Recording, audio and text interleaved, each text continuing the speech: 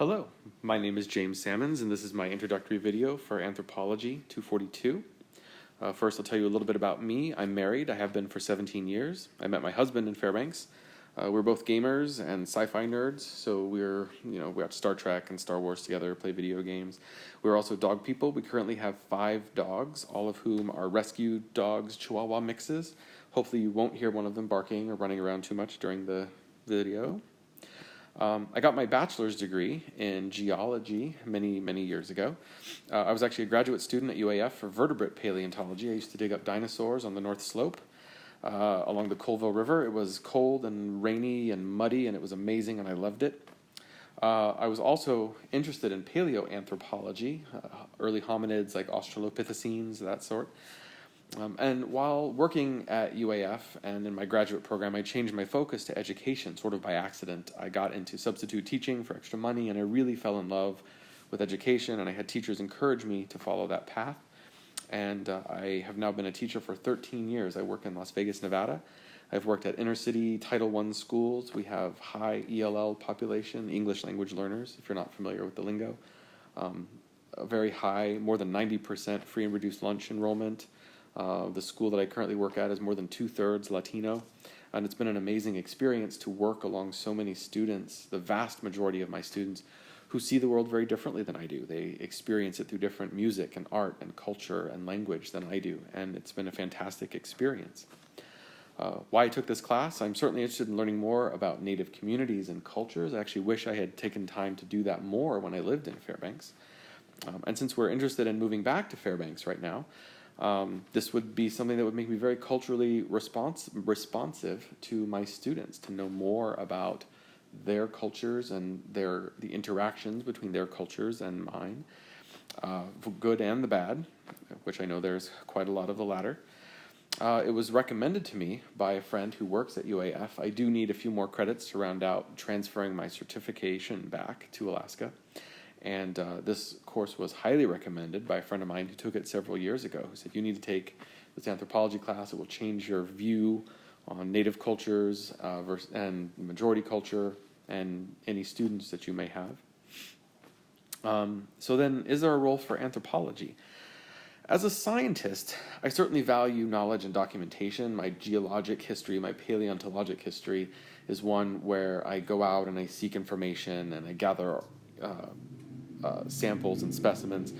A lot of that, however, was cataloging and putting on a shelf and writing about. It wasn't a true cultural appreciation. And I know that, to me, cultural anthropology is more about an appreciation, at least my understanding from reading the article, the way that cultural anthropology and the relationship between the majority culture and Native cultures now is one of growing cultural appreciation, valuing diversity of philosophy and perspective and worldview and art and language, etc., rather than being a melting pot, which is, I think, a terrible model for how we view our culture, because I see that as destructive, where things that make us different are ultimately destroyed in favor of things that make us the same. And I think that that's a preservation of these power imbalances that have existed for so long.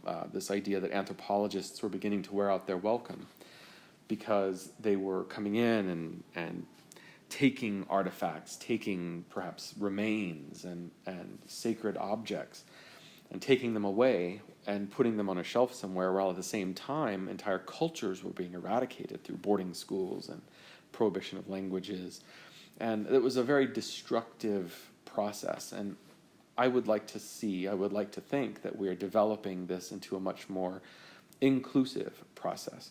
That anthropology with Native communities is now conducted on Native terms, where Native communities get to say, this is how we're going to share our culture with other cultures, rather than someone coming in and deciding what they're going to take away. And I definitely think that it's getting us away from this idea, this quote that I put in here from the canoe story, the privilege of the authenticity of objects over the social processes of transmitting and transforming knowledges and relationships. Anthropology, this cultural anthropology, as I start to understand it reading the Clifford article, this is one where we're understanding what it is to be human, to enjoy and embrace difference, the different perspectives, the different arts of what it is to be human, rather than saying humans are this way, or this culture is this way and others are pushed by the wayside. A way to really, instead of saying what is it to be an Alaskan or an American or whatever country or global, and to lump that into a majority system, to say no, that what it is to be those is this option or this or this, or all of these different languages and foods and arts and musics and artifacts and all of that together. So that's just a brief breakdown of my thoughts on Clifford and what the role of anthropology is today. I hope you've enjoyed it, and I look forward to this course.